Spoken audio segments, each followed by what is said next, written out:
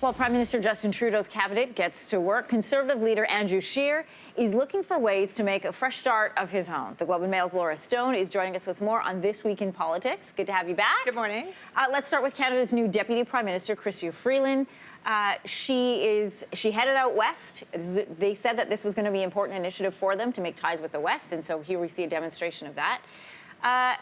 How did their discussions go? How was the feeling of this meeting happening between herself and Kenney? Well, Chrystia Freeland's on a bit of a listening tour right now. She visited Jason Kenney last night. She's meeting with Saskatchewan Premier Scott Moe today. You know, these are two of Canada's Western premiers who are the harshest critics, I would say, of the Trudeau government.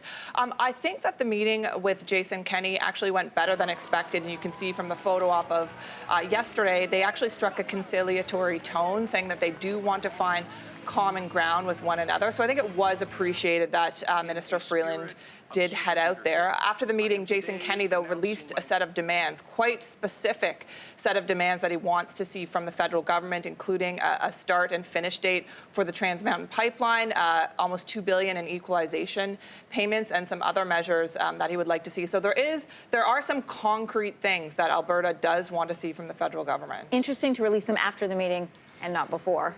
Right, but I mean, so that kind of begs the question: was that brought up? Yeah. And what did Minister Freeland agree to? And was this more of an agreed set of things that they are going to work on? I didn't sense a lot of anger in the tone between the two politicians. But just reestablishing sort of the guidelines, expectations. Someone else hitting the ground running, of course, is the new Foreign Affairs Minister. What's the priority here? Well,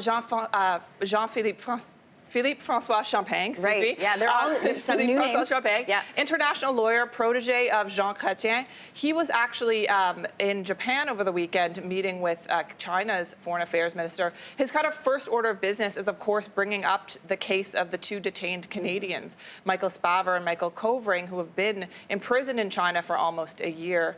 And so he said that he did press that in the meeting with China. They spoke for almost an hour, so that is going to obviously be a big priority for him.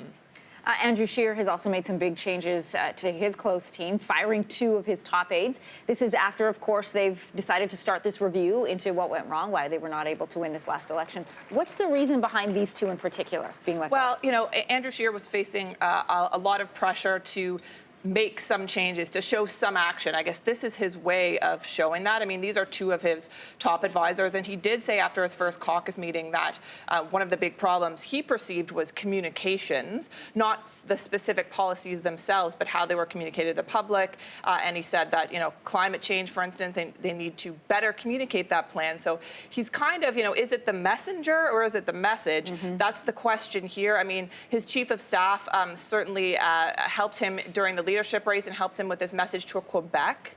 And Andrew Shearer has taken a lot of heat from people in that province who said that his message just won't fly and he cannot win in Quebec in the future. So that's his, you know, his olive branch to the caucus. We'll see if that is enough, but there was the belief that he had to do something. Yeah, and he's got a leadership review coming up. Is it enough? Well, you know, that's the big question. He's facing calls from such people as former Harper aide Corey Tanaik, who has said, you know, he should resign right now and run for leadership. He's kind of getting it from all sides. Social conservatives, kind of, you know, this base that you thought that Andrew Shearer held are also, some social conservative groups are also calling for Andrew Shearer to resign. So he's unable, it seems, to make peace in many of these groups. That is the big question. Will it be enough when he faces the leadership review in April? Yeah, that will be a fascinating one to watch. Laura, good to have you here. Thank you so much. Thanks for watching. If you like this, be sure to subscribe here. And you can check out more Your Morning videos right here.